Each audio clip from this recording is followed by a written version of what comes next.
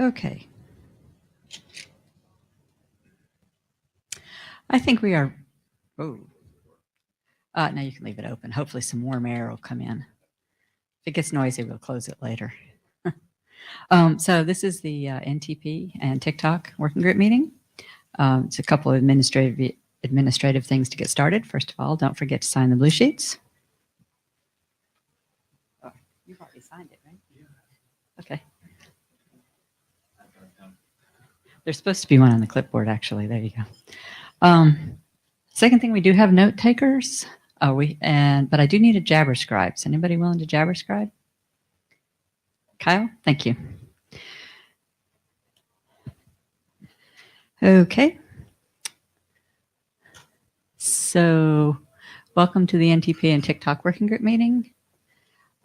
This is the IETF Notewell, which you will have seen before. I guess the hotel staff didn't want me to leave the door open because they just closed it. Oh, well. So anyway, this is the IETF Notewell. If you have any questions, be sure to raise them. And recall that by attending this meeting, you are agreeing to abide by it. Next slide. We have already done the basic administrivia. The agenda for today, so we have our scribes and our note takers. The agenda for today, we're going to go over a number of drafts in the working group status. Then we're going to talk about the status of the network time security work, the Yang data model, some guidelines for defining packet timestamps, which was adopted last time, NTP interleave modes on implementing time. That's the end of the NTP portion of the agenda. And the TICTOC portion of the agenda, we're going to talk about the working group status, and we're going to talk about the Yang data model for 1588 V2. Is there any agenda bashing, questions, additions, comments? Okay. So go to the next slide. So let's talk a little bit about the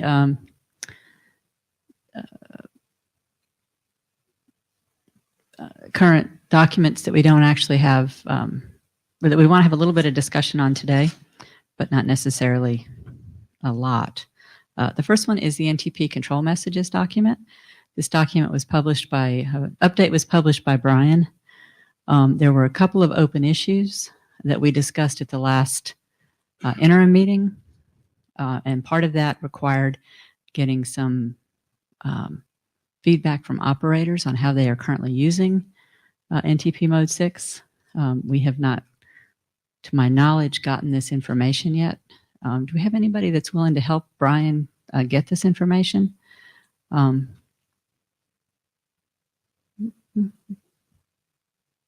Rob, you'll do it?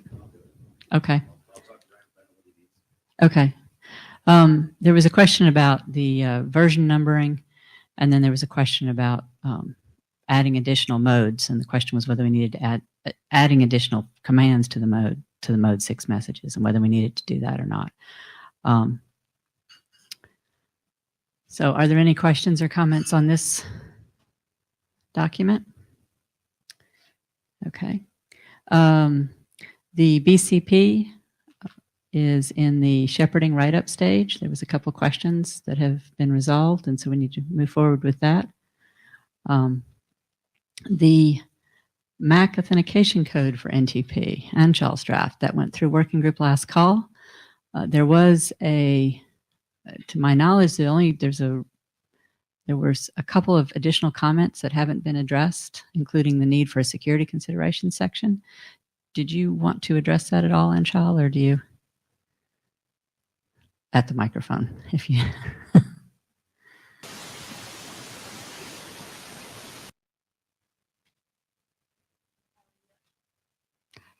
I think you're going to have to turn it on because.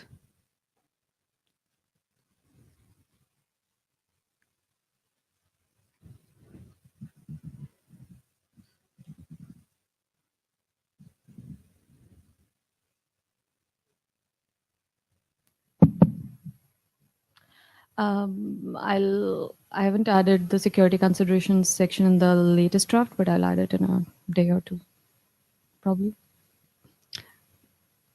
I'm sorry, I just couldn't hear you. Security considerations section, it'll be added in the next. It'll be added in the next draft. Okay. Yes. So beyond that, I don't remember any other comments. I'm trying to remember. One was we need to do security considerations, and then there was the second one was it would be nice to have a discussion of something. It was was that your comment, Tal, I believe? Tal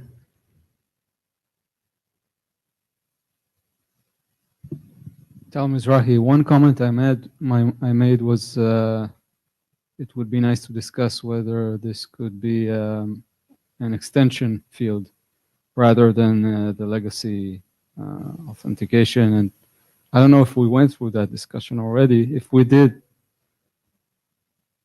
sorry?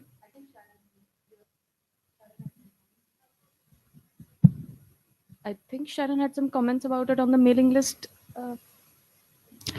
We'll resolve the issue. I don't know. So we resolved it, and the resolution was that it would not be an extension field. Yes. It would be a replacement of the. Yes. Okay. As far as I remember. Okay, and one more thing was about interoperability. I don't know if that was resolved. There was, I think there should be maybe a small subsection that discusses whether this is interoperable with previous implementations, and if it is, how. If it's not, then just specify it's not. Okay. Yeah, that was what I recalled from the mailing list. Was there were some additional comments that needed to be addressed. So, in addition to in addition to adding a security consideration section, we need to at least figure out those. So, other than that, I believe it's past working group last call. We can move on. The client data minimization draft needs to be working group last call. It's ready for working group last call, and that has not been issued, so we need to do that. The ref ID updates has been parked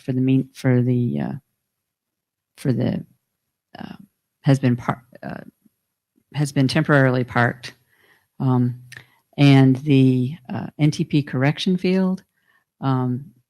Miroslav was not here, and we're not going to present this draft, but this was actually published, and so I'd like everybody to take a look at it and provide some comments. Any questions about any of the rest of the drafts up here? No? Okay.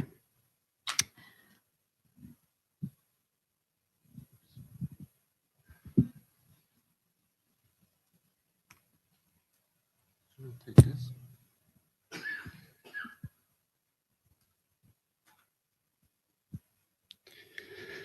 Okay, I'm going to present the network time security draft in behalf of Daniel and Christoph. We had a working group last call. Oh.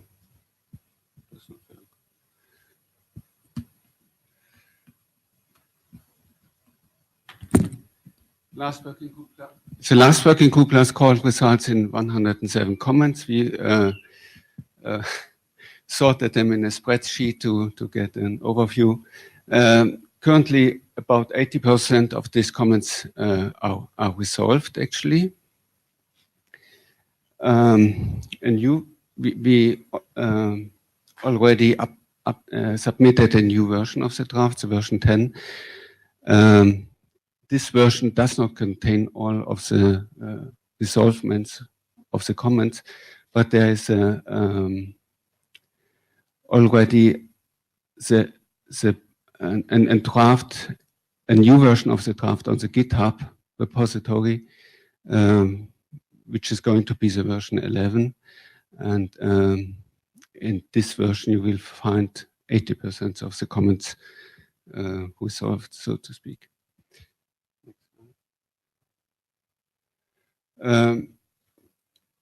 The most dramatic changes from version 9 to 10 are that we removed everything which is not client-server mode.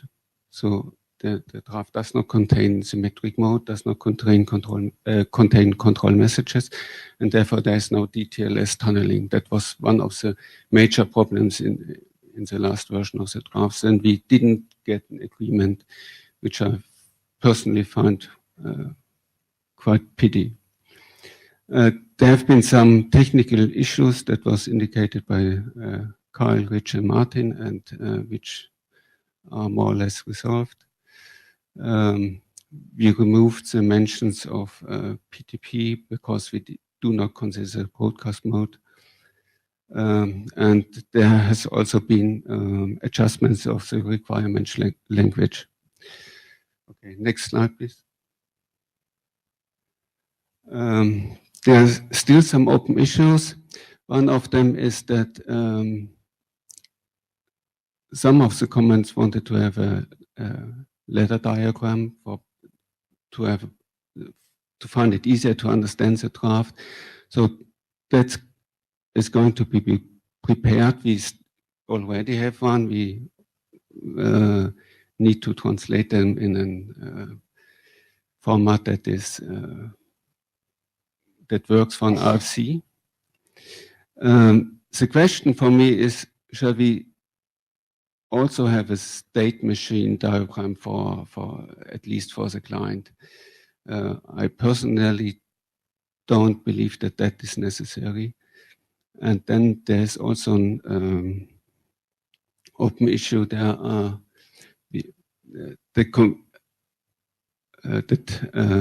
with respect to the cookie format. In the current draft, the cookie format is suggested, and there is some statement that this should be normative. So these are two questions I have for the working group, how we shall proceed at that point. Okay, next slide, please. Yes, next steps. We will work to address all open comments, and we'll try to incorporate them in the next version, and then going for the next working group last call. That's it. Thanks. Are there questions or comments?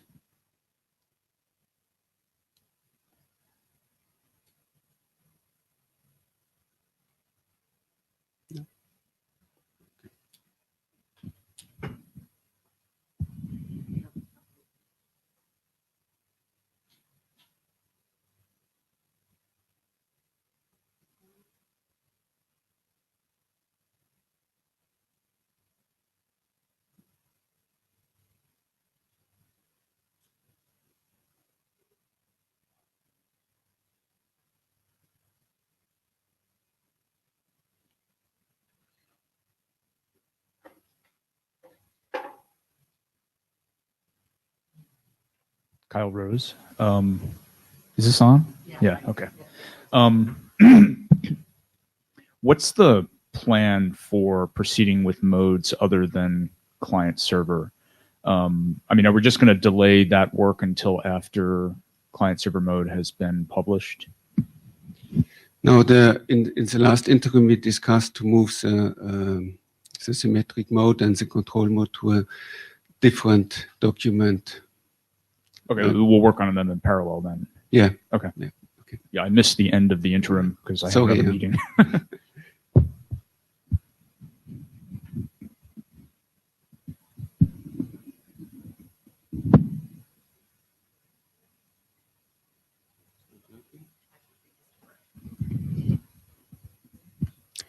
Okay.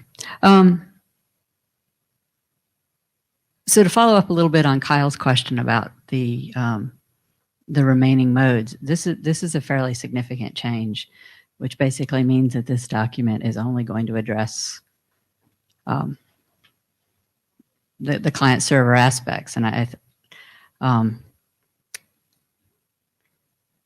understand the rationale for doing that. As Dieter says, we do believe it is a little bit of a pity. And I am a bit concerned that once we get this done, we're not going to get the rest of the pieces done. I have something relevant from Daniel. So Daniel Franco says, I expect to put it back into a separate draft, possibly experimental. Okay. So that would allow us to gain some deployment experience with it to determine whether or not the jitter issues and whatnot are legitimate. Right. So anyway, this is the current way forward for this. Time frame, you didn't actually address that, Dit, or do you and Daniel have a time frame for moving forward? No, we didn't agreed on a time frame. No. But I suppose we would like, if we could have an interim, we would like to have this fixed for the next interim. Right. So part of the reason why I'm sort of pushing this is I was really targeting having a hackathon effort around the NTS work at the London IETF.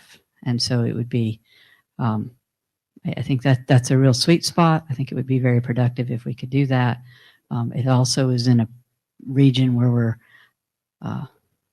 we have the best potential of getting all the people that we need in the room. So I would really like to see us hit that milestone if at all possible. So any other discussion on the security? Wow, this is sort of sucked all of the air out of the working group in the last, and then there's no discussion on it today. So, which I guess is a good thing. So next on the agenda.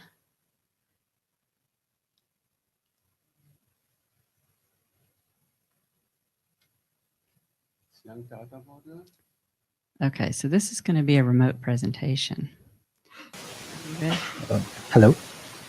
Hello, go ahead. Yeah, okay. So, hi, I'm Ankit and I will be presenting the Yang data model for NTP. So, we have done, can you move to next slide? Yeah, so for Yang data model, we have configuration and state variables. Apart from this, we have added most feature of NTP v4 are covered. Can you please move to next slide? Yeah, so as part of this version, we have done some recent changes, which are added different Yang tree for configuring NTP unicast. We have added a separate association node, which is now read-only, aligned with the other NTP nodes. Examples are added for almost all the configuration and operation states. Modification in clock status container is done, and interface container name is updated. Can you please go to next slide? Yeah, so for this one, for unicast, we have actually we have separated unicast and association tree.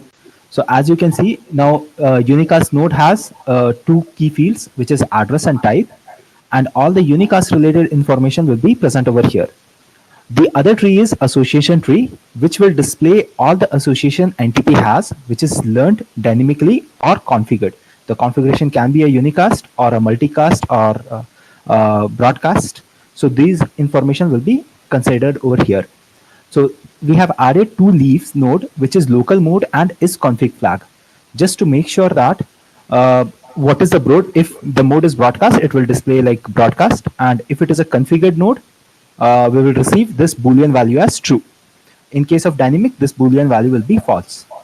Can you please go to the next slide? So this is the example for unicast. This is a configuration. The first one is a configuration example. The second one is the get example for displaying the unicast related configuration. Can you please go to the next slide? This is a reference clock configuration example, the first one. So here user is configuring reference clock with stratum as 8. The second example is get operation on reference clock node. So that we can see the reference clock current configuration. The third one is global packet statistics, which is to display how many packet NTP has sent, how many it has received, and how many of them are dropped. Can you please go to the next slide? This is the authentication configuration example. So over here, user is doing a authentication configuration with key ID as 10, mode as MD5, and password as ABCD. When user perform a get operation on the same node, we can see all the information as present except the password. The password node will not display what user has configured as the key. Can you please go to the next slide? This is the example for access rule. So here user is configuring access rule as peer and ACL is 2000. This is below is the get example of access node. Can you please go to the next slide? This is the multicast server configuration in which user has configured multicast address as 224.1.1.1 on interface Ethernet 300 with authentication key ID as 10 and port as 1025. Same when user perform the get operation, he will get this information as mentioned over here. Same multicast address as 224.1.1.1 with authentication key 10 and port as 1025. Can you please go to the next slide? This is the multicast client related configuration. So in multicast client, user has to configure the Ethernet and means the interface on which user is going to configure multicast client, and user has to add the address as 224.1.1.1. Below is the get example of multicast client. Can you please go to the next slide? This is the Manycast server configuration. So in Manycast server, user has configured the same IP address 224.1.1.1. In example, we have took the same IP address, and on the interface Ethernet 300. In Manycast, when user do the get operation on Manycast, he can see all these information, same information whatever he has configured. Can you please go to the next slide? Yeah. So in Manycast client, this is the client related configuration where user is configuring the address as 224.1.1 with authentication key ID 10, and during the get operation, the user can see all the data. Please go to the next slide. This is a clock status example, which will tell what is the current NTP status. So it has fields like clock state, which is synchronized or unsynchronized. What is the stratum? What is the reference clock ID? Apart from this, we have added some keynotes of association class so that it can directly refer to the association with which it has synchronized.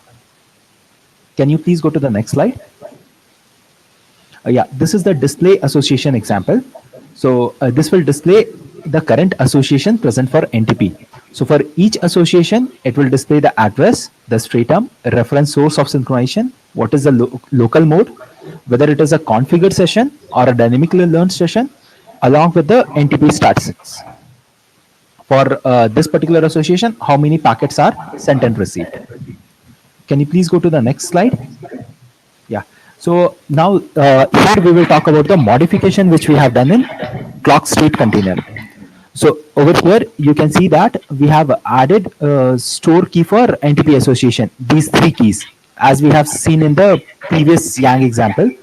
These keys are the association node keys to identify which association is currently used for time synchronization. Can you please go to the next slide? This is the interface container name changes. Earlier, we had the name as interface, then name, which was a bit confusing for the user. So we have referred the IETF interface Yang model, and we have took the naming convention from them. So now our interface node is having interfaces, which has interface and name as the key field. Please go to the next slide. So about the next step, so review comments are welcomed.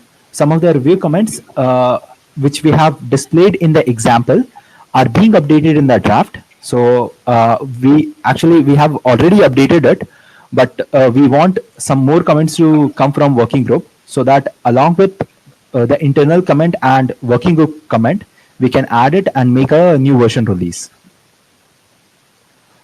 Please go to the next slide. Yeah, thank you. Any question?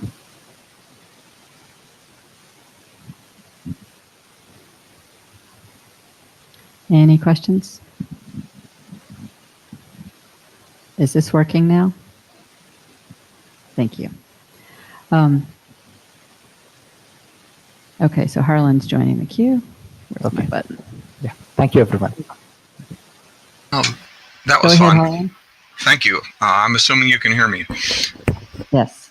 Okay. I'm assuming that one of the goals of this is to make sure there's maximum equivalence between the Yang data model interface, the Mode 6 interface, and the SNMP interface. I don't.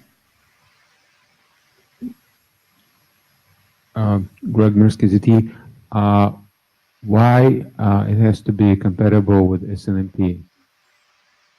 I'm talking about the information that comes back and the type of operations that can be done. But you said that compatible.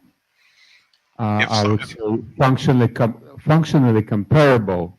Compatible is a different thing. Okay, functionally equivalent then. Okay. Oh,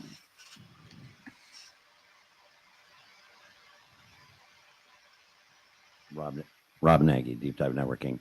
I'm just going to revoice the comparable, and I think even trying to be closely comparable or functionally comparable is asking a little much. I think they have to have value and function. I don't see why they get compared to SNMP, which has been around for way longer. So I guess my question really would be, what are the next steps? When do we stop versioning and say, this works, it's useful today, and move forward? Because we can do this versioning and adding things forever every time we write a new draft. So how do we get this to, this is done for now? this being the Yang model. Actually, I think that one thing that we need to understand that we define the base model, and all their extensions can go as argument to the base model. So really don't have to incorporate all existing extensions in a base model. I think that actually we should really identify the base, make a standard, and everything else can just argument, whether it's a standard extension or proprietary extension. That's the beauty of data model. Right. So to the authors of the document, what your perspective? How hard? What is your perspective on the alignment with SNMP and Mode 6? Actually, we have not accommodated the Mode 6 in this one. And related to SNMP, as per the netconf standard, that NMDA standard, we have updated our draft. Means as per NMDA standard, we should have a config and the operation state wherever possible in this inside the same container. So if you look to the old version before the working group adoption, it was in different containers. Now we have adjoined almost all the containers. And related to Mode 6, currently we have not added. Means we need suggestion for Mode 6 from working group.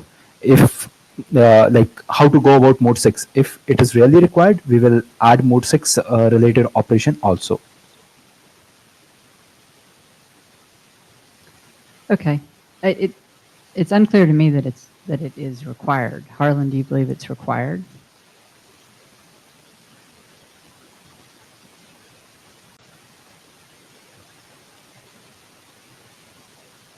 Are you still there, Harlan?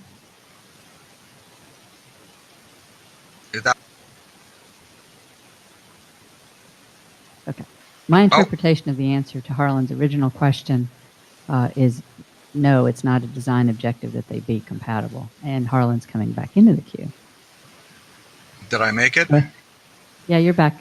Thank you. I think great pains were taken to make sure that the SNMP interface could be implemented, and the way that was done was on top of mode 6. The same thing pretty much needs to happen with the Yang data model. We need to make sure that that the protocol has a set of ways to do things, that the process has a set of ways to do things to it, be it query information or alter configuration or do other things. And the ways that would be done would include mode 6, SNMP, and Yang data model. And if we start getting into situations where one of them will do something the others can't, we're making lives really hard on the user. I think the problem is that the mode 6 is 10 or 15 years old. SNMP is about 10 years old, the MIB anyway. And what people want to do now with Yang might be different than what they would want to have done previously. So I don't think it's reasonable to hold the Yang module to the standard that we have to keep mode 6. That may be, but the other part is everybody I've talked to who's doing Yang is doing their own internal implementation of NTP. They're not doing a standalone implementation. And so to end up with a standalone NTP implementation that has a Yang interface to it, that either means somebody's going to have to implement a full Yang engine inside the NTP daemon, which I expect will not go over well, or there needs to be some external process that does Yang interface that has to communicate with the NTP daemon. And right now, the very best way to do that is with mode 6 commands.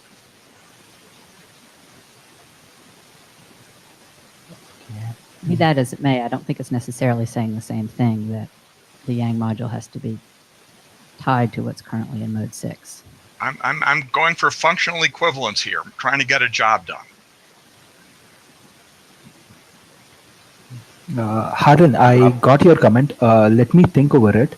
I will discuss with other authors also, how to implement it for standalone NTP. Maybe we can discuss it offline. And earlier also we had a meeting, if you remember. Me and Drew joined the meeting. Yeah. So let me discuss with Drew once he's back from IETF. And we will have a one-to-one discussion, and we will think like how to implement it for standalone NTP. You are right. Yeah, you are right that if for standalone NTP there will be a problem. So we will think over it and we will find a way. No problem. Thank you. All right, any other questions on the Yang module? Okay, Tal, timestamps?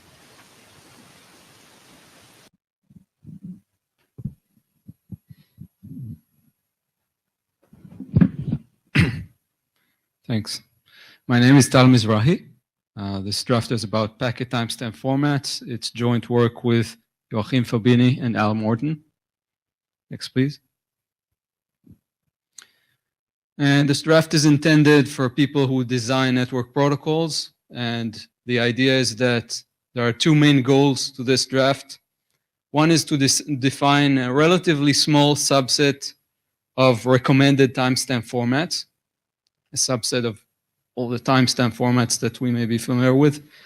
And we believe that in most cases, when you're designing a network protocol, one of these recommended formats will fit your requirements.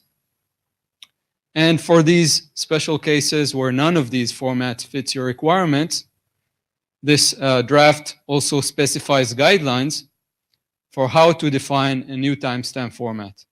Next, please.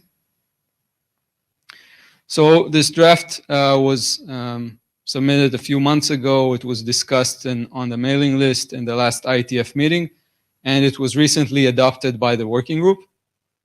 The main differences between the previous version and the current version, there are three main differences.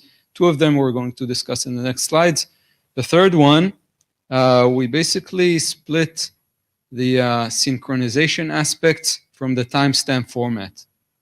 And the idea is that when you're defining a timestamp format, we don't want to mandate a specific synchronization method. So if you have a specific timestamp format, that doesn't derive how you're going to synchronize the nodes or what level of accuracy is required. So in different systems, you may have different synchronization requirements. The idea is that when you use a certain timestamp format, you will need to define the synchronization aspects, including what is the level of accuracy you expect, how you synchronize the nodes, and so on. Next, please. Another aspect that was added to the current version of this draft based on feedback we received from the working group was more text about things you need to consider before you define a timestamp format or before you choose a timestamp format. So, for example, things you need to consider: the timestamp resolution, the wraparound period, obviously the number of bits you have in your bit budget, and also coexistence with other protocols. For example, if you have NTP running on your system, maybe it makes sense to reuse the same timestamp format as NTP. Next slide, please. Another section that was added to this version of the draft is a timestamp use case section. So this section shows a list of existing network protocols that use timestamps. For each of these protocols, we show which timestamp format is used. So in most cases, one of the recommended timestamp formats is used. In some cases, it's not one of the recommended timestamp formats.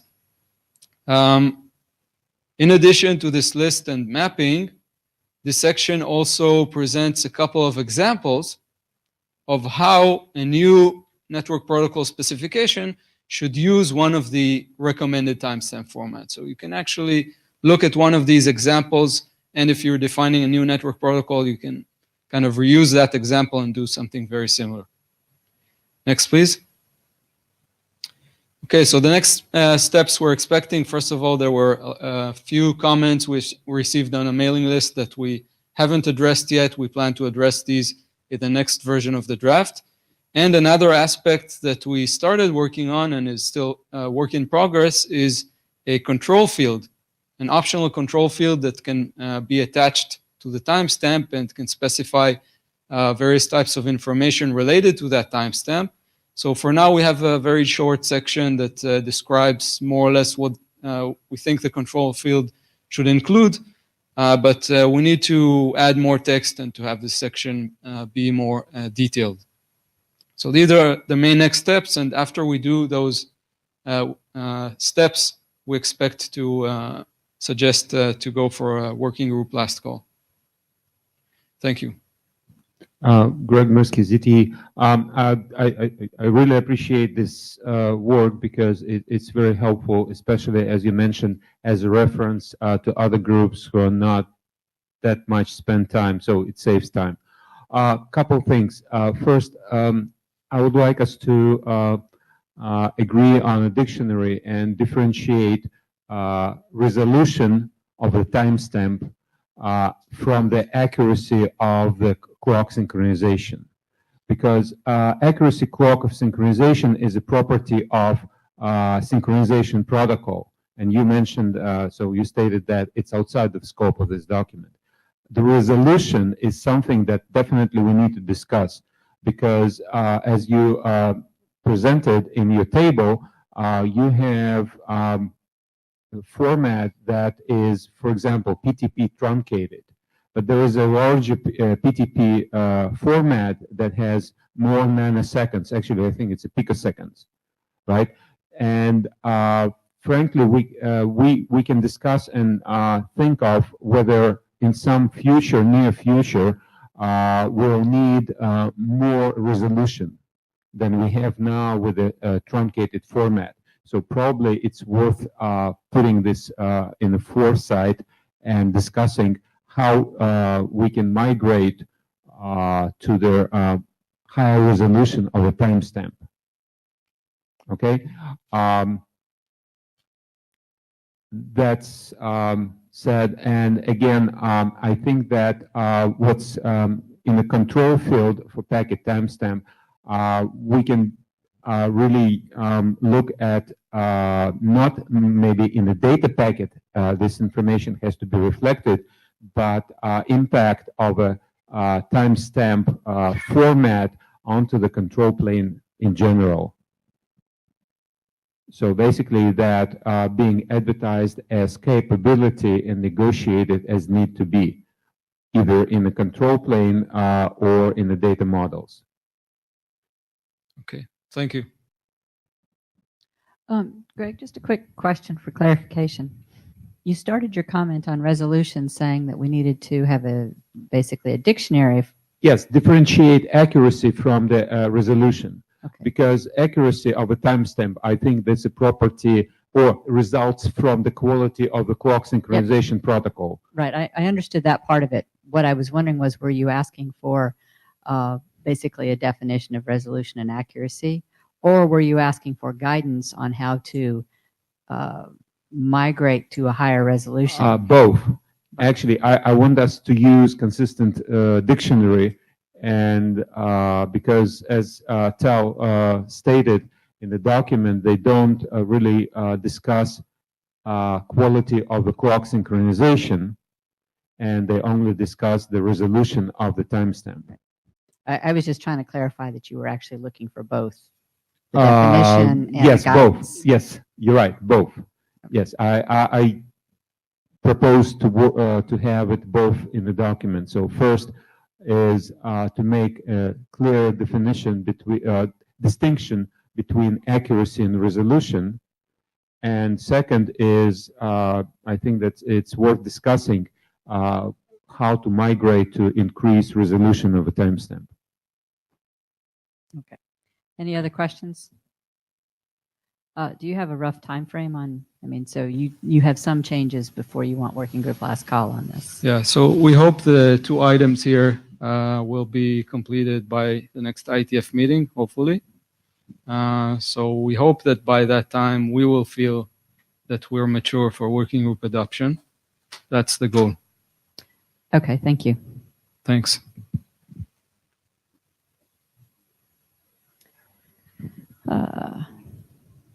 Anshal, interleave modes.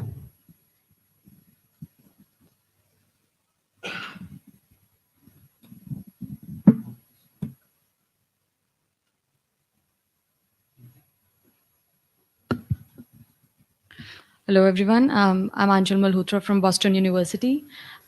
And this work, this draft is jointly written with Miroslav from Red Hat.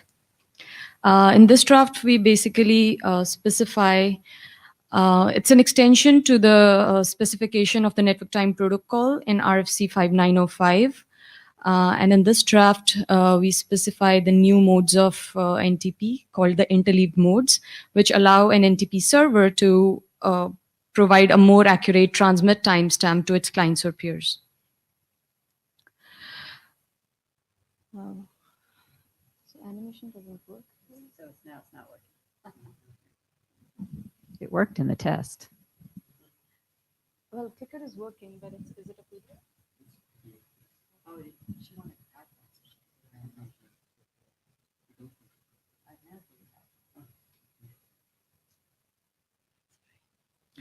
Un momento.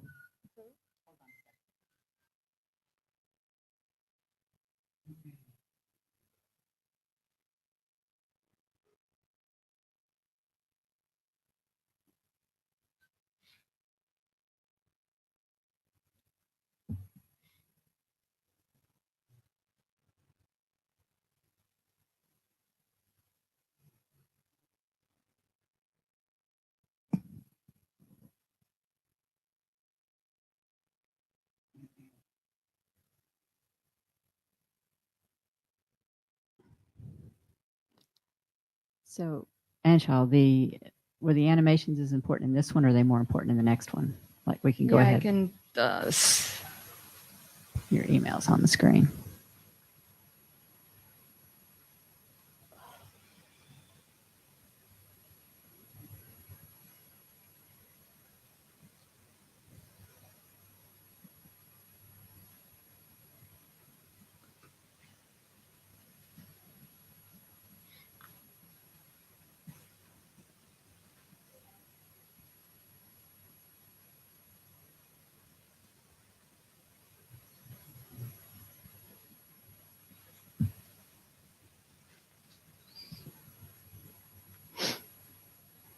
Do you know a song you want to sing, Anshal, while you're waiting? Any volunteer?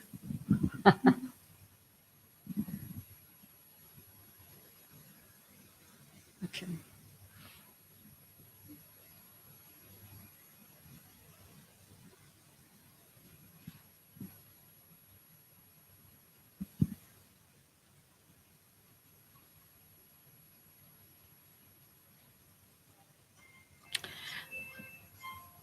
Isn't it late? Thank you for that, Rob. I think she's ready. Okay, so this is how typically an NTP time synchronization packet looks like. There are, not all fields are relevant to my talk here. There are 4 kinds of different timestamps here. The one that we are really concerned about here is the transmit timestamp. On a very high level, transmit timestamp is the local time when a packet leaves the system. Okay, so this transmit timestamp can be captured at several different places on the machine. For instance, it can be captured by the NTP daemon using the real time. It can be captured at network drivers. It can be captured at MAC layer of the OSI or at the physical layer. And this is the increasing order of accuracy for the transmit timestamp based on where it is captured on the machine. Now in basic mode, that is the basic mode of NTP that is specified in RFC 5905, this transmit timestamp is supposed to be captured at the NTP daemon. So there is a problem. Questions later. Yes. Actually, okay, Greg Mursky, you said increasing level of accuracy. What is interpretation of accuracy you use? And what's the measure of accuracy? Accurate to what? To real clock? I would say that the further you move from NTP daemon, your accuracy decreases. It is captured at the physical layer. That is the transmit timestamp. All of them are capturing the real time, but where is it captured? When is it captured? So, that is okay, important. so that's the fact, and that's counterintuitive, I understand. Because you're running NTP on a daemon, as you move further from daemon, your accuracy decreases. The timestamp is captured by the NTP daemon, or is it captured at the network drivers, or it is captured at the MAC layer, or it is captured at the physical layer? It's not, yeah. That's the thing, is that you're doing it in the software. Yes. Right? So reading in the software can cause you context switching. And the context switching is unpredictable queuing delay. So the fact that when you read this timestamp of the daemon from the kernel, by the time you return to your user space, your delay is unmeasurable. Yes. And so in reality, the further you move from the daemon, the less accurate your timestamp reading. No, wait. Hi, Rick Salzakama. No, if you think of it as if the daemon is user space and the bottom 3 bullets are actually already in the kernel space, then the closer you move to when the packet actually leaves, closer you move to when the packet actually leaves the host, then it's a more accurate timestamp. It just is. Again, if you use 1588 and you're updating the clock on the hardware, I agree with you. But if you're running timing in user space, reading their information from the kernel, you're experiencing queuing delay, and that makes your timestamp less accurate. But if you're reading the time from the kernel and you're already in the kernel, there's no queuing delay. There's no context switch delay. Okay, let's agree to disagree. Okay.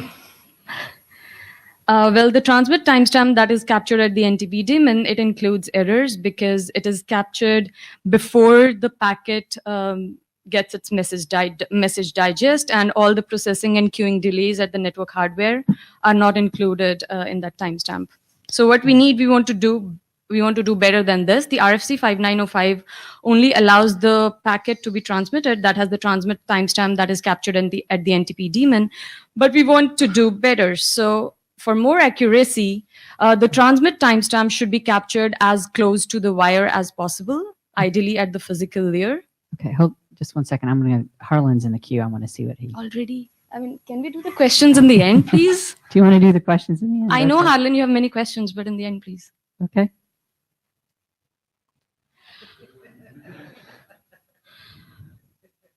Okay. However, it is difficult to implement the transmit timestamp that is captured at the physical layer in the current packet, because that is mostly available right at the moment when the capture is packet is leaving the system. So the problem is that RFC 5905 doesn't provide any specification for the server, NTP server, to provide this more accurate transmit timestamp to its clients or peers. And this is the gap that this draft tries to fulfill. In this draft, there could be several ways of transmitting this more accurate timestamp to the clients or peers. But in this draft, we talk about the interleaved mode. So what's the interleaved mode of NTP? The interleaved mode allows the NTP packet to contain a transmit timestamp corresponding to the previous packet that was sent to the client or peer. To be more precise, in this draft, we specify a new interleaved client-server mode. We also specify an interleaved symmetric mode with some modifications to the NTP reference implementation. And we specify an interleaved broadcast mode based purely on NTP reference implementation. In this talk, I'll explain our new interleaved client-server mode. So the interleaved client-server mode basically operates similar to the basic client-server mode. And by basic client-server mode, I mean the mode that is specified by RFC 5905, in which the packet contains the transmit timestamp that corresponds to the packet itself. The interleaved client-server mode is similar to basic client-server mode, except that the meaning of origin and transmit timestamp changes. So what happens in basic client-server mode? Well, this is a client to server, and these are the request and response packets. We have origin timestamp, receive timestamp, and transmit timestamp on these packets. So in basic mode, in the client request, the origin timestamp is 0 or random, and in the response packet from the server, the origin timestamp is equal to the transmit timestamp of the client query. This is how basic client-server mode works. Now notice that on request and response packet, these transmit timestamp correspond to the packets themselves, when the local time on the client and the server when these packets left the system. However, in the interleaved mode, every interleaved mode has to start with a basic mode, because only when the client receives a basic mode response from the server can he query for an interleaved mode. So for every interleaved mode to start, there has to be one basic mode exchange. After the first basic mode exchange, when the client receives the response from the server, the basic response from the server, now in its query for the interleaved mode, the origin timestamp of the client query in the interleaved mode is equal to the received timestamp of the previous response from the server. And in the interleaved response packet from the server, the origin timestamp is equivalent to the received timestamp of the request from the client, as opposed to the transmit timestamp in the basic mode. Now notice in interleaved mode, these transmit timestamps T1 and T3 correspond to that of the previous packet. Right? It's not from the current exchange, they correspond to that of the previous packet. And this T1 and T3 could be more accurate timestamp.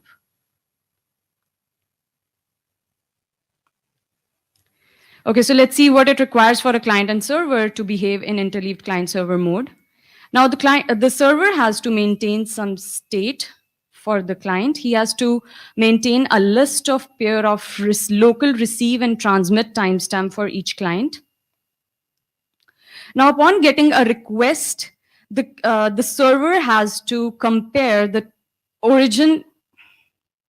On receiving this request, the server has to compare the origin timestamp on the request to the saved pair of receive and transmit timestamp from the client, from his previous request.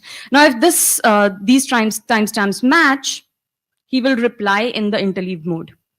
So two things that the server has to do. One, he has to maintain the list of transmit and receive timestamp for the server, or for each client.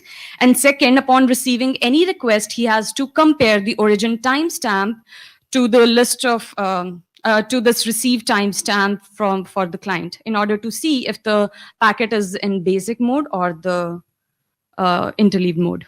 And if it is in the interleaved mode, he replies with this more correct T3 timestamp that he has saved for the client from the previous packet. So this T4, client.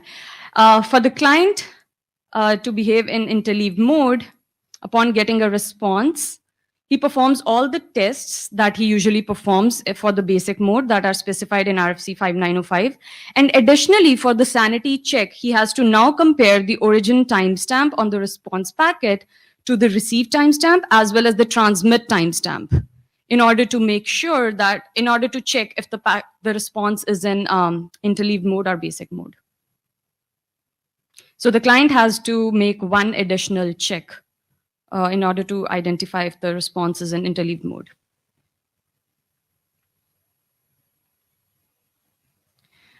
Now, there could be a quirk if somehow in the interleaved mode, the server receives a request in the interleaved mode, but he hasn't saved the receive and transmit timestamp for the client, or has somehow removed it from his memory in order to make some more space.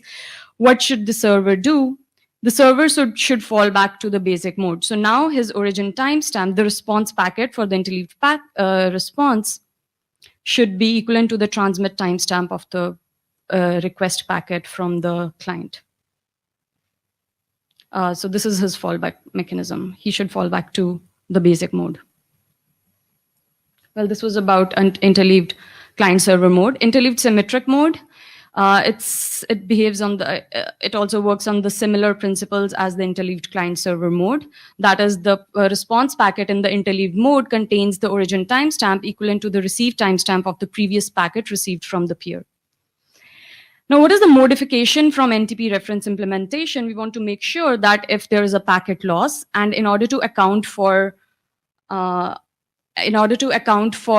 unequal polling intervals in symmetric mode, we want to make sure that the peer doesn't compare the origin timestamp to the wrong transmit timestamp of the peer's packet. So that requires some additional restrictions that we specify in our draft. I do not have time to explain it here. But the only thing that's different from the NTP reference implementation is that we account for these two situations, and it requires some additional restrictions on the client, on both the peers. And interleaved broadcast mode that we specify in the draft is based purely on NTP reference implementation. There are no changes there. That'll be it. Thank you. Okay, any questions on this draft? Hi, Tal Mizrahi. So first question, it's kind of similar to PTP follow-up messages, right? So in PTP, there's a sequence ID, which binds the follow-up message to the corresponding event message with the same sequence number. And that way, when a node receives these two messages, it can use the sequence ID to match the timestamp to the corresponding event message. So I'm not sure I understood in the interleaved mode how you bind the timestamp you received in the current handshake with the correct packets from the previous handshake. So the client compares the origin timestamp to the receive. So in basic mode, the client compares the origin timestamp of the response to the transmit timestamp, right? If it matches, then that response is in basic mode and it binds the request to the response. However, now if a client wants to support interleaved mode, he also compares the origin timestamp to the received timestamp of his request. And if these two matches, the packet is in interleaved mode. So then he uses the other mechanism to compute the offset. He takes the timestamps according to. So, for example, if a packet got lost on the way, we won't. There's no way to get a timestamp for the wrong message, because I'm just asking. No, because it wouldn't match with the saved received timestamp. Okay. I mean, in client server mode, there is just one response, right? So if you don't get a response if a packet is lost, after some time you'll requery and then you'll replace the saved received timestamp and then you can get the message again. Okay. Another question is, what are the security implications? Because usually if we verify the MAC and we find that it's wrong, we need to drop the packet. But now, if we verify the MAC and we find that it's wrong, we also need to drop packets from the previous handshake and from the next handshake, right? So it's kind of a more complicated process. If the MAC doesn't If there's a problem with the MAC, the Okay. MAC doesn't. So you don't accept the packet. We will need to drop But not only the you current compare. packet, but also probably the previous packet and the next packet. Right? Well, it depends. If it fails the check of origin timestamp, then you're sure that it's not the right packet.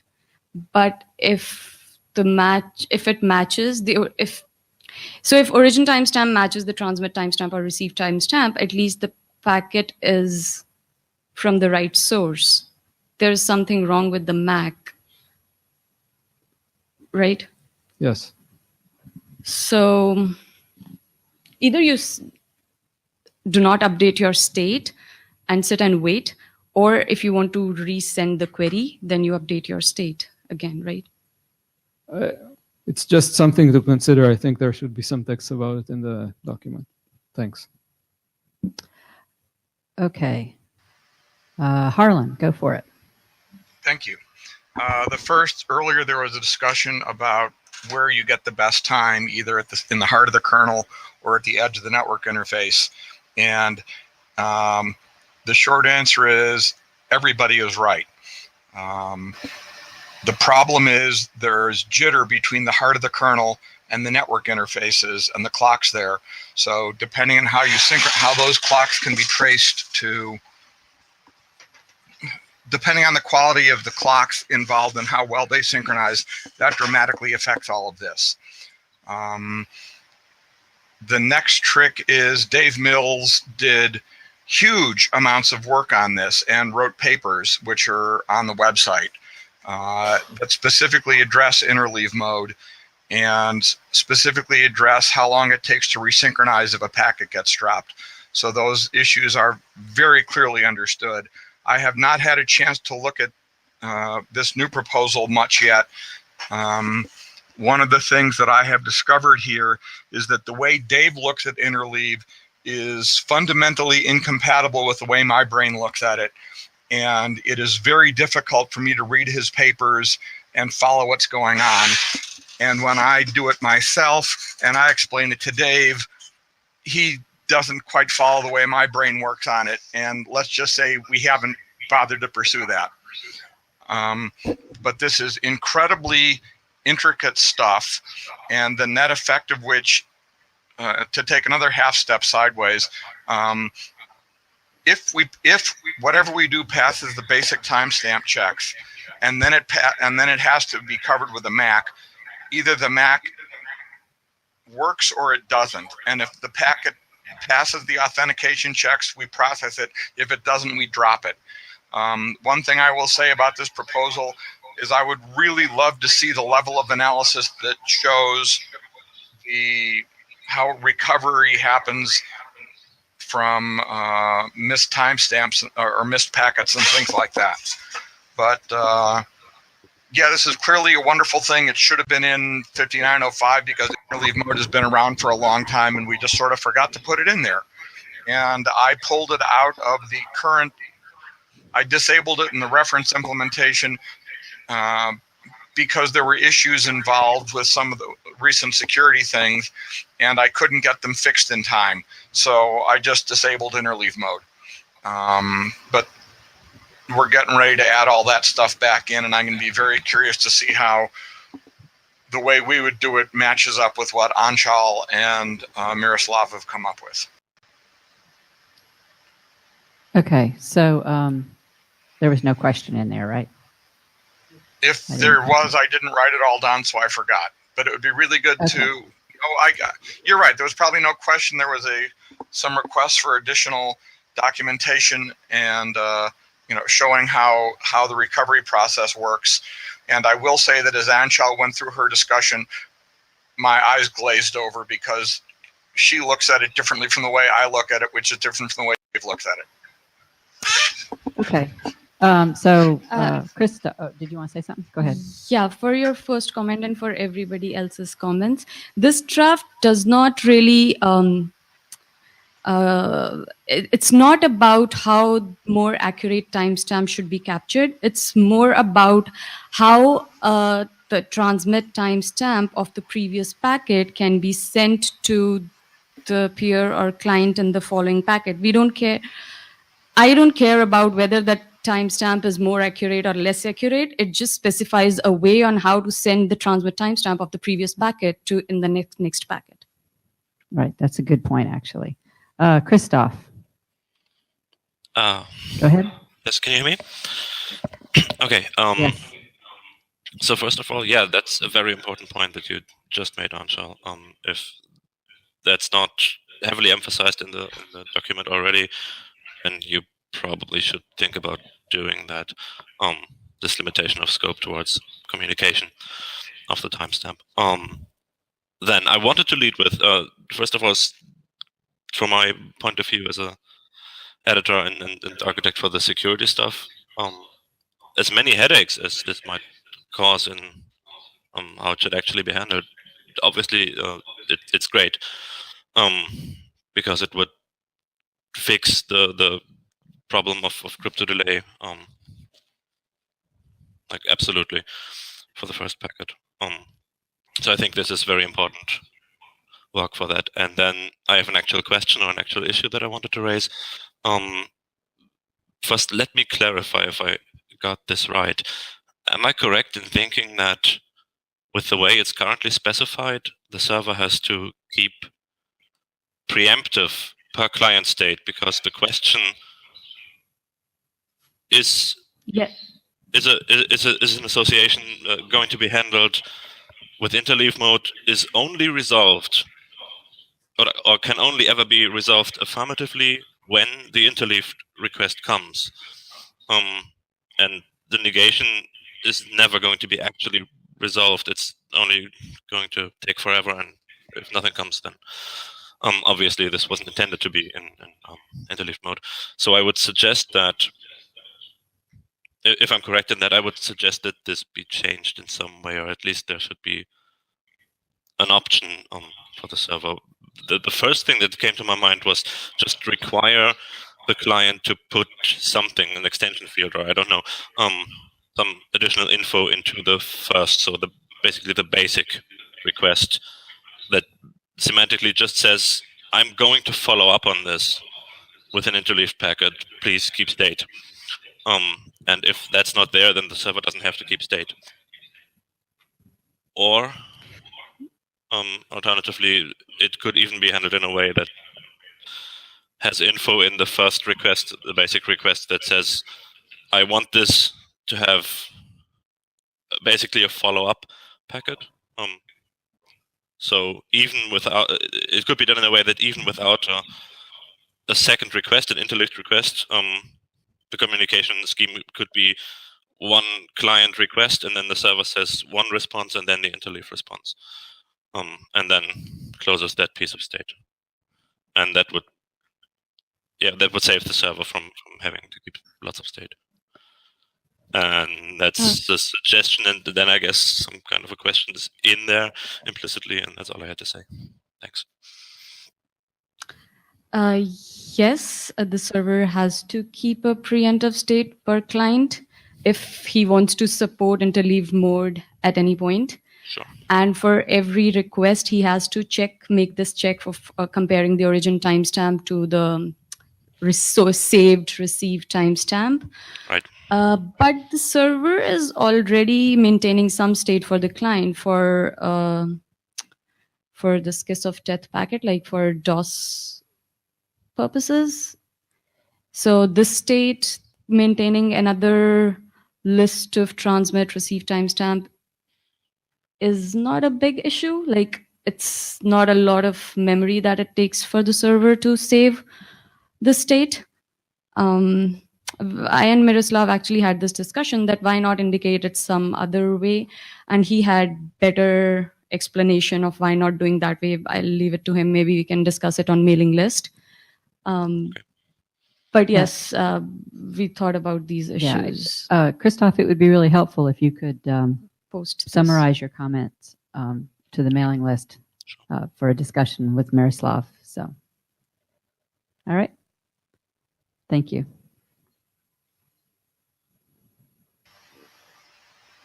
Harlan, you're going to have to wait just a minute. I didn't mean to allow you to speak. Well, now I'm scared to talk. This is Rob Nagy from Deep Dive Networking. I just first want to commend you and Miroslav that I think it's beautiful that you took just what was already there and figured out how to make it work. So for all the comments of let's add this field and let's add that field, to me, that destroys what you just did. The simplification of what you just did was perfect.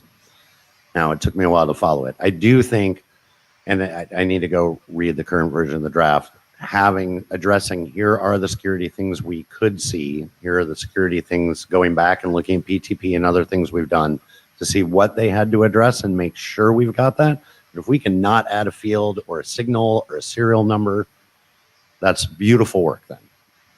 That's my comment. But maybe we can address that in a considerations field or something. It sounds like you've already looked at it, but no real question, just to offset the other comments. Okay. All right. Go ahead. Oh, Go ahead, Greg. yes. Greg Mirsky, ZT. Well, I still would like to bring the follow-up message because to me the question is what the frequency of queries from the client to the server, because effectively what you're doing by moving your real-time of transmit propagation to the client to the next query, you're dependent on this frequency. So the usefulness of your real time decreases as you increase the interval between the queries from the client. Whereas if you have a follow-up message, the value of your real-time propagation is in control of the server. I'm not sure if I understand your question. So are you saying that the server should not wait for the second query and just Yeah, send... that's yeah, because that's the idea that PTP has in follow-up message. That actually, again, I can do reference to another RFC that we have in MPLS.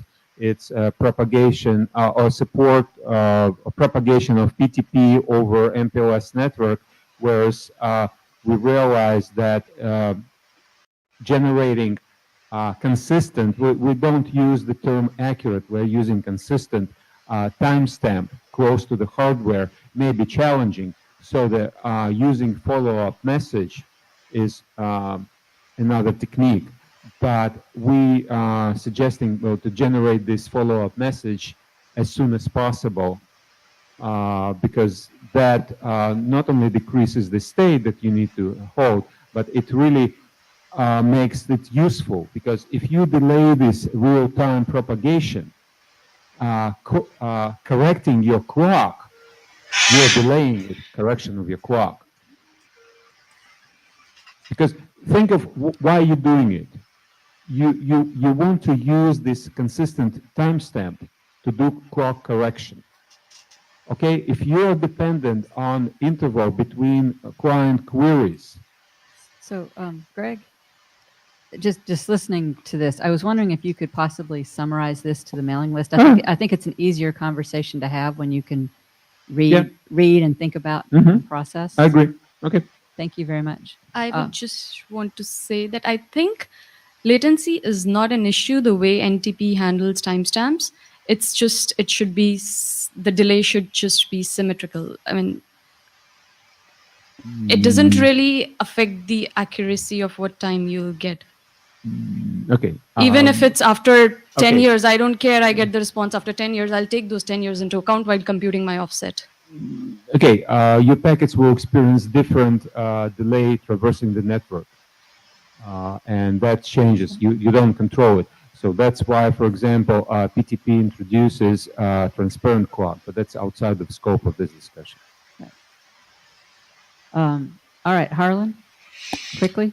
Okay. First, interleave mode has traditionally been considered to be most useful in symmetric modes, not so much in client-server mode. It would be interesting to get some real data as to how useful interleave mode is in client-server. The concern about follow-up messages with NTP is it doubles the workload and traffic. And from what I believe I've read out of Dave's papers, because I asked him about this before, he said it's just not worth it.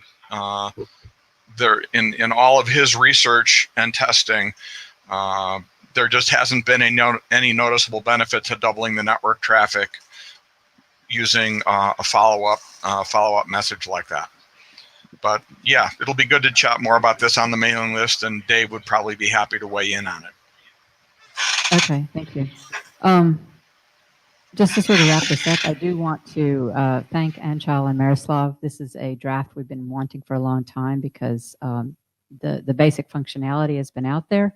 The one thing that I would encourage us to focus on is getting the very basics documented and get that done. And then we can start making it fancier and add additional options. I don't think this is a case where lots of different options is necessarily a good idea. So, and last chance. Okay, so we're going to move on to the next agenda item. Anchal, who is probably tired of standing here at this point. I'm just zombied. So if I say something about the previous draft in this one, pardon me. Okay. Is it working? Okay, so again, I'm Anshul Malhotra. I have to say this from Boston University. And this work, this draft is jointly done with Martin Huffman from Open Net Labs and Willem Torup from NL Net Labs, both of who are present here. And in this draft, we basically provide some guidance to the implementers of applications on how to implement time that use on how to implement time in applications that use time. Okay. So what's the motivation for this draft? Well, we all know, we are in NTP working group, we all know time is important. And without hesitation, we can say that the functionality and security guarantees claimed by many applications running on our systems and in the internet hinges on some notion of time. Now, the implementers of these applications have to choose from multiple time values that are available on our systems. However, currently, these applications and the implementers who implement these applications that use time seem oblivious to the implications of choosing one or the other kind of time values that are available on our system for implementations. And this obliviousness can be attributed to the lack of understanding of different unique specific properties of different kinds of time values that are available on the systems, and also the availability and compatibility of these time values on different kinds of operating systems. So this is what we try to address in this draft. So in this draft, we basically define and describe properties of various time values that are available on modern operating systems. We discussed trade-offs of using one over the other based on application-specific requirements. And all of this provide guidance to the implementers of these applications to make an informed choice. So for the outline of this talk, I'll talk about different kinds of clocks that are available on our systems. I'll define and describe them. Then I'll explain the subtle differences between them. Then I'll explain how different applications express time. That is, it could be timestamps and time spans, and I'll explain the differences between them. Then I'll talk about how these times are handled in current software implementations and why is it bad. And then we offer some alternative approaches on implementing time. So different clocks. Unfortunately, we do not have any standard terminology or definitions for different kinds of clocks available on different systems. So for the purpose of this document, we come up with some terminology. So the first is the wall time. As the name suggests, we naively assume this is the time that the clocks on our wall should show. It is an agreed upon ideal time. This time is, it's an ideal time. It's not available to, it's basically, you can think about it as most applications use UTC time as the wall time. And the UTC time is computed by averaging several high precision timekeeping machines, mostly atomic clocks. So wall time it's an idealized notion of time that everyone craves for, but nobody has access to this time. Every digital system has its own perception of time, so the system provides different kinds of times with its own imperfections that are not as perfect as wall time. So the first kind of time is the raw time. You can think about it as unadjusted or unmodified system time. This kind of time is measured by computing the cycles of the oscillator of a system, so its accuracy depends upon the system's, the quality of system's oscillator. This time is purely a subjective notion of time for the system, and no real value can be actually attached to any of its value. It just represents a passage of time. Another kind of time is adjusted raw time. So this is the raw time which has been fixed for clock drift. Raw time is completely unmodified. Adjusted raw time is the time that you get after adjusting this raw time for clock drift, and this could be externally adjusted by network time protocols, or it could be manually set, as opposed to raw time. Both of these times are monotonic, by the way. And then we have another kind of time that is called real time. It's adjusted raw time, which is to attach some kind of value to time. Adjusted raw time, which is shifted to match wall time, so that we can actually use it to compare with the wall time. So these are the four kinds of times that may or may not be provided by the modern operating systems. What are their differences from wall time? So these are the three kinds of time: raw time, adjusted raw time, and real time that I talked about. So raw time and adjusted raw time only represent difference in time between 2 points, whereas real time defines an absolute time value which can be compared to the wall time. Okay, raw time and adjusted raw time are monotonically increasing, whereas real time can jump in either direction. Raw time is not adjusted for clock drifts. However, adjusted raw time and real time are adjustable. They could be adjusted manually and or through network time protocols.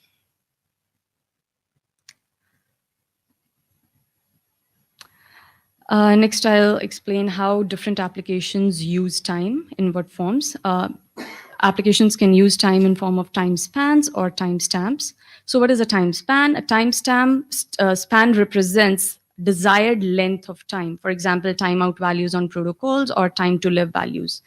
It is usually expressed in terms of length of time. It doesn't have an absolute timestamp. The timestamps, on the other hand, represent a well-defined point in wall time. For instance, the validity of objects that specify from and to the inception as well as the expiration time of an object. For instance, this signature has an inception date, that is 2017 November 29 is its inception date, which is an absolute point in wall time, and so is the expiration date, that is 2017 November 10. Or I said the other way around, yeah. So this is the difference. So basically the time span is a difference between 2 points in time, and timestamps are actually a fixed point in wall time. These are the 2 ways how different applications use time to provide the functionality and security. Can I get the questions after? Yeah, sure. I can hold it. Thanks. So how do software implementations deal with these time spans and timestamps? Well, currently, most of the software have a common approach towards handling timestamps and time spans. That is, the time spans are translated to timestamps by adding an offset. To the current real time, we add an offset equivalent to the time span to mark the end of the validity of some object that is that has this time span. And then this timestamp is compared against the current system time to see if it's valid. Now notice that this current system time is updated by network time protocols. So why is this approach bad? Why is this approach bad? Well, using real time is bad because the real time is updated by network time protocols, and it can real time can be set or overwritten manually. It is adjustable. It is subject to adjustments by network time protocols, and these protocols are not very robust. We have shown several. We have talked about it in this session as well. Many recent works show that there can be off-path time shifting and denial of service attacks on these protocols, which can be leveraged to attack various applications that are relying on the time provided by these protocols. So it's a bad idea to use real time. But notice that in case of timestamps, they are always based on wall time. We do not have any option other than using real time. However, that's not the case with time spans. So we have better approaches to implement time spans. So what are the alternative implementation approaches for time spans? First, we should not use real time because for time spans, we have other options. What are the other options? As I talked, raw time. It shows you the passage of time. It is unmodifiable by external means, by network time protocols. It is unaffected by network time protocols and their vulnerabilities. It does have issues with clock drift. So the applications that cannot tolerate clock drifts, they have another option of falling back to adjusted raw time if it's provided by the system, and the applications cannot afford to tolerate the clock drift that is not accounted for in the raw time. It is accounted for in the adjusted raw time.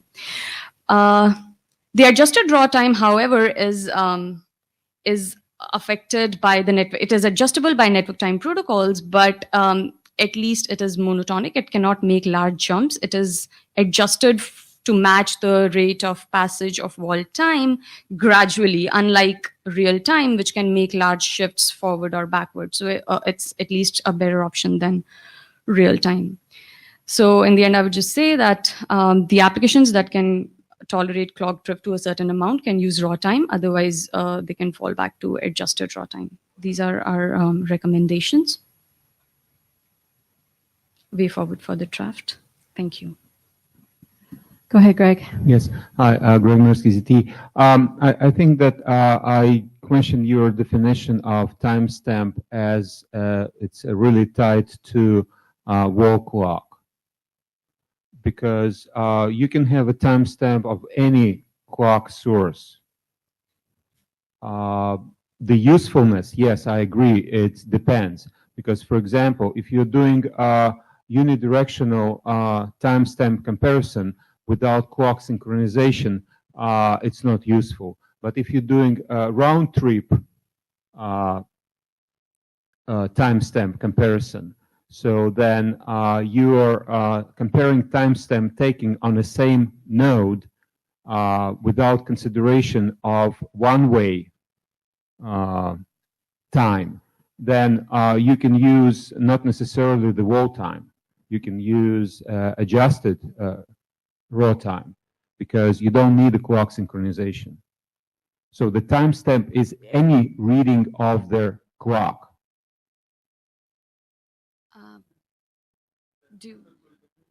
No, it's a wall time. The wall time is ideal time. As by definition, if we look back in a previous presentation, the wall time is ideal time. And timestamp, it's not necessarily close to ideal time. Your clock can be unsynchronized and still your timestamp will be useful if you're doing round trip delay. Okay, so that's Okay. so basically it's just matter of dictionary. All right. Wilhelm. So Willem Torop, NLNet Labs. I'm one of the authors, and I think I can clarify that what we mean by timestamps is a point in time expressed in ball time, like the signature, inception, and expiration on the No, again, that's why it's important to agree on the dictionary. Yes. Okay, so because again, I used to understand that timestamp is any reading of the clock.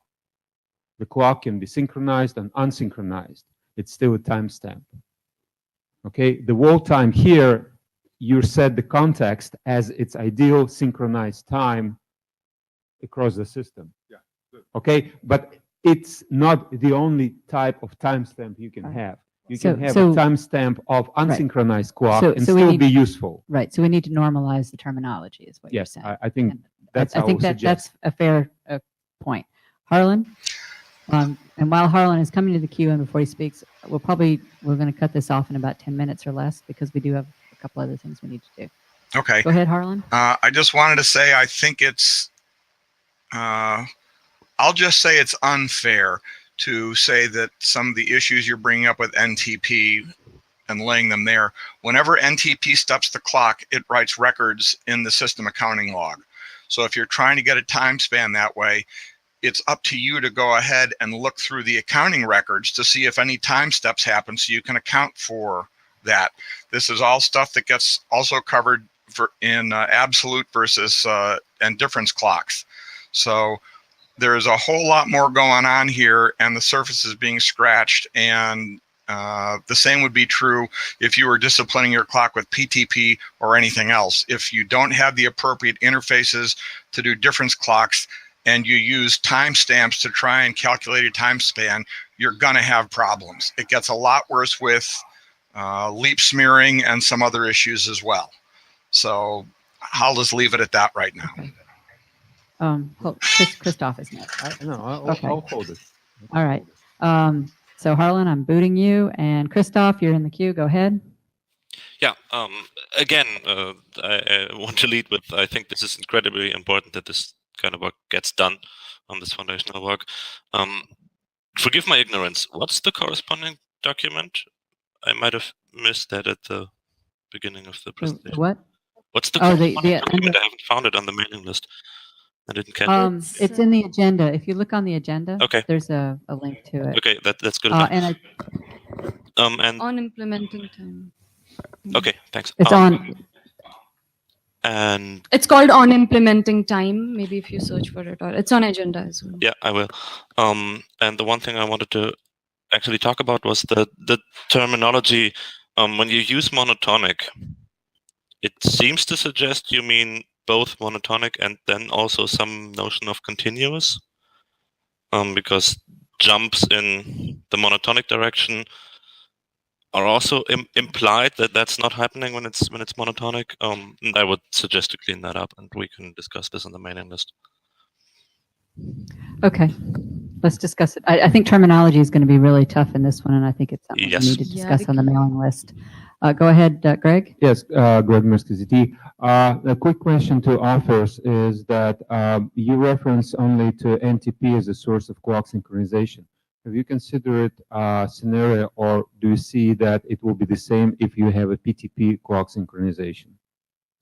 Just a question. Right. It could be any source, but the point is it's adjustable by external sources, which could be vulnerable, or it depends on their correctness and all sorts of issues. It could be PTP, it could be NTP, SNTP, doesn't matter. Yeah. Go ahead, Hal. Tom Mizrahi. I would like to actually expand on Greg's comment. One of the things I was missing is the scope of the draft and the target audience. Because when I started reading the draft, I had a lot of hopes. And then when I continued reading, I saw that it was a bit different than what I thought. For example, as a chip vendor, I'm not sure it's exactly the context that I would be interested in, which is okay. I mean, if you, in the abstract, you explain exactly this is the scope of the document, this is the target audience, we're going to focus on NTP, on implementations of NTP, that would be great. If you think the scope is different, then again, it needs to be explained because it's very important to define the scope. Also, another comment is that I think this the intended status should be informational. We plan to change it to BCP probably. BCP would be a lot more difficult. But Yeah. it's No, no. it's Okay. not going to fly. But as it's not BCP. definitely standard struct, but it was just a mistake while uploading. So we are yet to decide the. Oh yeah, I think informational would be the right path. for Actually, this. I can really a little bit expand on what I thought. If you consider covering scenario when you have data plane using PTP clock synchronization and control plane using NTP clock synchronization, that will be interesting too. So, just two high-level observations. One, I think the thing about scope is very important. I think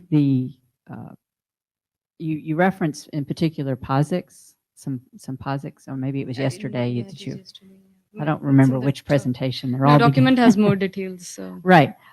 So I think looking at calling out interfaces, standardized interfaces that you can suggest that people use seems to be the direction you're going, which seems to make a lot of sense. I think we want to be careful not to target, various hardware interfaces that are specific to, this chip line or that chip line. It needs to be abstracted probably at the OS level if you're talking about applications. I'm wording this badly, but there's that. And then the second thing is I think we need to be very careful about suggesting too much that people need to step away from time that actually has some sense of meaning. And I think this is a conversation we can have on the mailing list. But there are issues, there are downsides to this approach, or to approaches that break the connectivity between real. I don't want to use the term wall time because we've already said that wall time is not a good necessarily the right term, but I think we need to be clear in the consideration section here where this might not necessarily be the best idea. Go ahead. Ethan Grossman, Dolby Laboratories. Building on what you just said, I felt like one of the things that wasn't immediately clear to me was to what degree are you putting forth the right way and wrong way to do it in terms of the properties of the protocols themselves and as things operate as they're intended to, as opposed to in the presence of security threats. In other words, it seemed like there was kind of a mix in my perception of it between why it's a good idea to do this because the arithmetic doesn't work out versus why is it a good idea to do or not do this because it's a security issue and that subject to, to being attacked. All right. Thank you, Angel. Good work. Great, thanks. All right.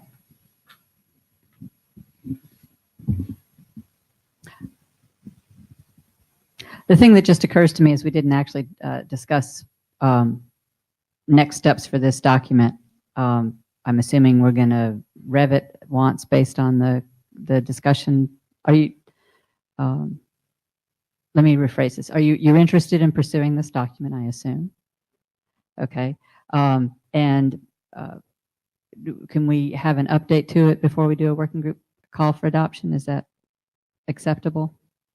Have you gotten enough feedback now to do it, to rev it as an individual submission? Yes, I think, but if people can actually summarize their comments on the mailing list, it'll be easier to address all of them. I completely agree. I Yeah. think we need to have a discussion on the mailing list. And then that discussion would result in another individual submission. And at that point, we'll talk about doing a working group call for adoption. I think having the guidance on implementing time draft along with the guidance on defining or choosing timestamps, I think those are two complementary pieces of work that it would be good to have. So thank you to both sets of people that are working on them. So, all right. So I think this brings us to the TICTOC portion of the agenda. We can move pretty quickly through this. The enterprise profile has gone through working group last call. We have identified one error in the document, and Doug is going to post an update. He was going to do it as soon as sometime this week. So at that point, that document will be going forward. At this point, it's not really a technical change. It's there was a couple digits left off a hex field. So the profile ID had a error in it, but it's not really it's a technical change because it was a mistake, but not a technical change because we're changing what was intended. So last item on the agenda is the Yang data model for 1588 V2.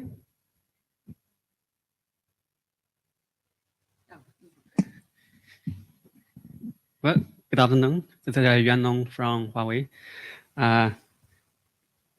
Next slide, please. Last month, we have a last call for this document, and we received quite a lot of good suggestions and also comments from work groups such as TikTok, NetMod, and also the IEEE 1588 experts. And all these comments and suggestions are considered carefully. All the resolutions in consensus are incorporated in the new revision of this document. I think we have quite a lot of editorial changes introduced for this revision, such as the groupings are dropped, and all these codes are moved to the containers respectively.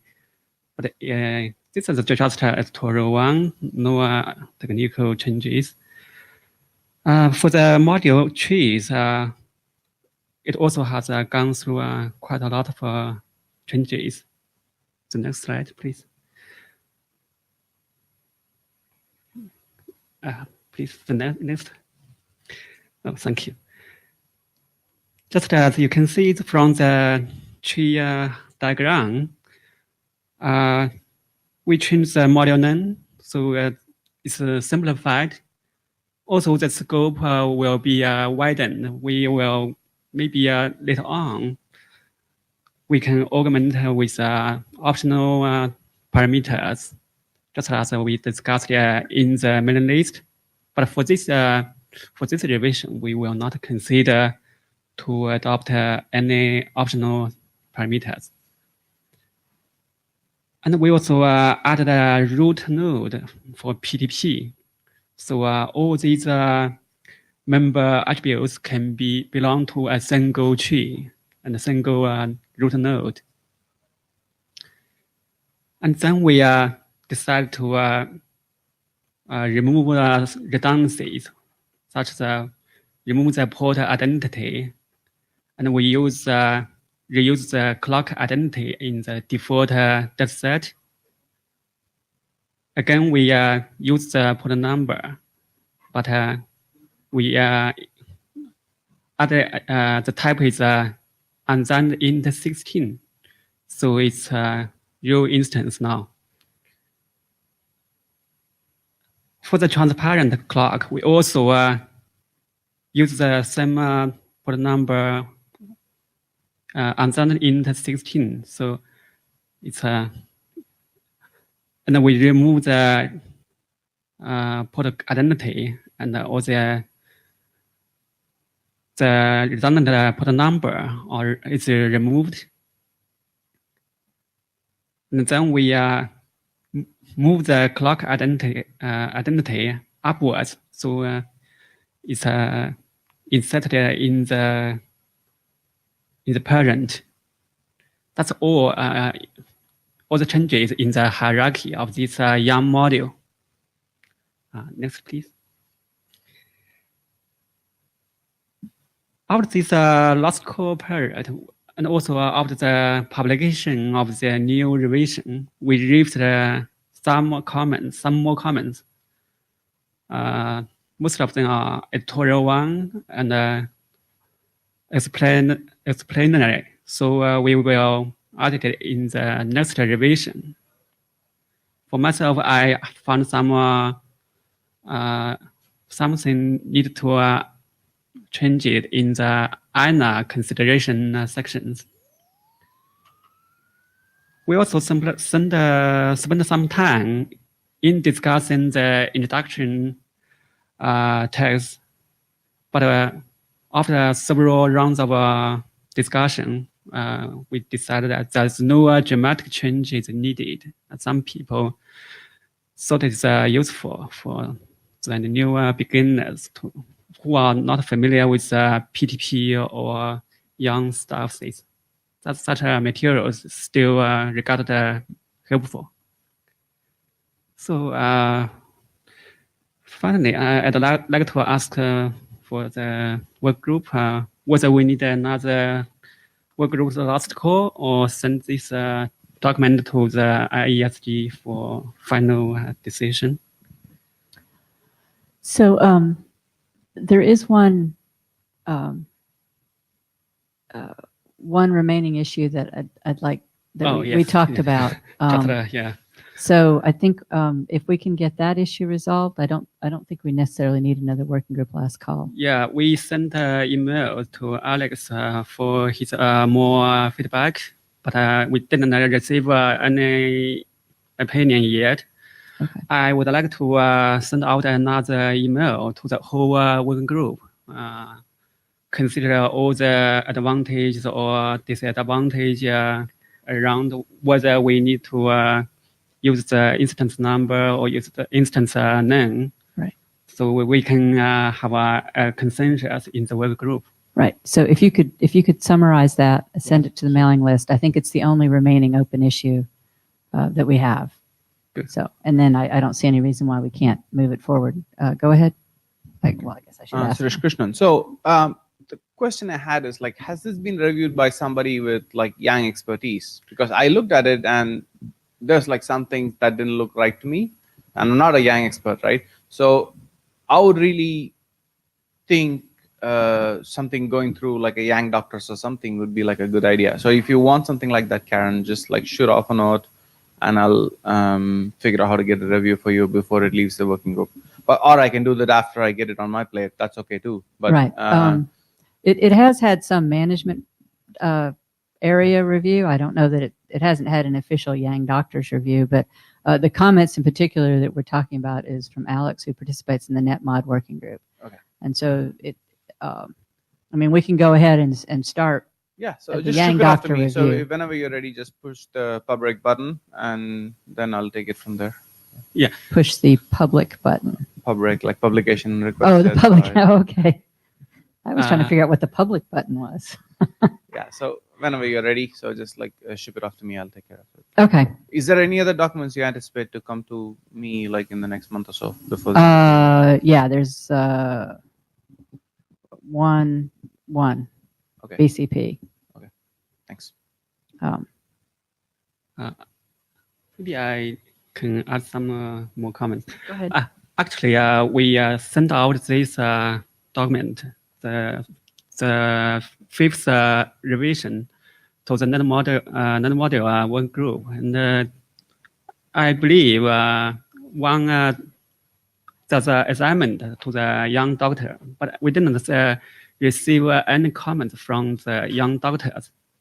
But other experts, such as Martin and other experts, have expressed their opinions on the main list. So Right. We have worked hard to get feedback from the management community. We just haven't done the official request a Yang doctor review yet, which we're going to have to do. So, but I hopefully we've addressed most of that, so it should be good. All right. Good. Thank you. All right. Thank you. There was one other topic that I thought we had on the agenda, and I just realized that we did not actually have on the agenda. It should have been back up under working group NTP working group status. I just want to point out that at the last virtual interim, we had a discussion about the extension field issue. We asked the authors to go off and see if they could come to some resolution amongst themselves. This is this has not happened yet, and so we will be putting together some formal consensus calls on this topic for the working group mailing list, because I feel that we need to decide whether we're going to make any changes to the way extension fields are handled prior to actually publishing more documents that have extension fields in them. So, and with that, Harlan. Thank you. Tal and Danny and I got together, I think, twice since then. And it's not clear to me how far apart Hal and I are. Every time I... What? Well, I was just going to say I think that there is a difference of opinion that you all have not been able to resolve, and it doesn't necessarily matter who that difference of opinion is with. Okay. I don't see a resolution to that. If that's the case, what I strongly recommend, and what I told to Dieter last week, was that if this is something you care about, I recommend you read the documents, that anybody who cares about it, read the documents, decide what makes sense, and ask any questions they have, and then we go from there, as opposed to watching, me and Danny go at it or something like that. That's actually what I thought I just indicated. Okay. I've seen a couple summaries of the two positions. I want to review these summaries and determine if I feel personally that there's enough information in there for people to discuss. But at some point we need to make a decision and go forward. Yeah. And so, and the IETF process to do that is to do a formal consensus call, and so that's what we will be doing. And I'm looking for you and Tal and Danny to help me be sure that the issue is clearly and concisely stated. All right? Sounds good. All right. So with that, is there any other business? No? Thank you all very much. Thank you to everybody who did lots of work this time. And, we will look, I see Greg getting, now you can go ahead and get in any other business. Oh, okay. So the next thing I was going to say is we will plan on a virtual interim meeting probably sometime in mid-December. And at that meeting, I would really like to be ready to move the NTS document forward so that we can plan. I really think as a working group, we need to focus on that. Wouldn't it be great to have a hackathon in March? And I think getting a couple different implementations of the NTS stuff together and doing some testing and development would be fabulous. So let's really shoot for that. All right, anything else? Thank you all. Have a lovely day. With 5 minutes to spare, we are concluded.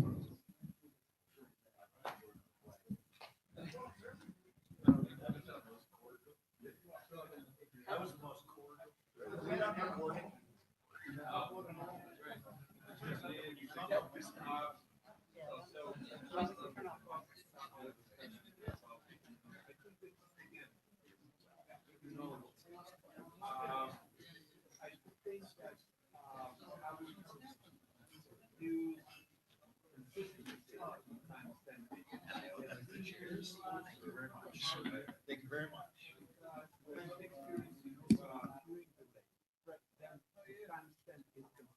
Yes, not necessarily becomes more accurate. Oh, you think you're baiting me? You're baiting me? No, thank you. I would like to, but yeah, yeah. I think that's.